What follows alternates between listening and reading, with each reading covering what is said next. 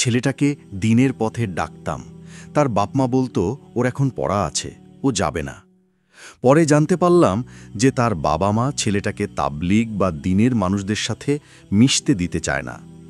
এদের সাথে মিশলে ছেলে জঙ্গি হয়ে যাবে এই ভয় পায় তারা।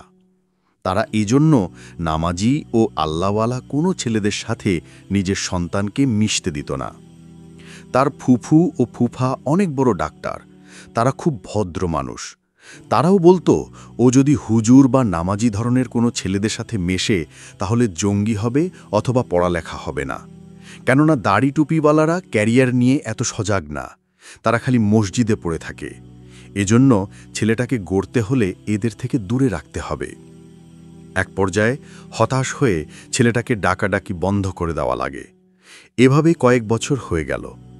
কয়েক মাস আগে দেখি তাদের বাড়ি থেকে চিল্লাচিল্লির আওয়াজ আসছে।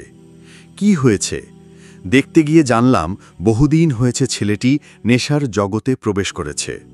বাবা মায়ের কাছে টাকা চেয়ে না পেয়ে তাদেরকে মেরেছে। সেই আওয়াজ আসছিল। এর কিছুদিন পর রাত 1টার দিকে দেখি আমাদেরকে ডাকছে তার বাপ। ছেলে নাকি বন্ধুদের সাথে কনসার্টে যাবে, তাই 1010 বেশি টাকা লাগবে তার। মা দিবে না, তাই ঘরে সব ভেঙে ফেলছে এবং তার মা বাবা অন্য ঘরে লুকিয়েছে। তাদের মারতে সে দরজায় লাথি মারছে। তারা এখন বাঁচতে আমাদেরকে ডাকছে। কিছুদিন আগে পুলিশ এসেছিল। তার ফুফু ও ফুফা অনেক বড় ডাক্তার, তারা পুলিশ পাঠিয়েছিল।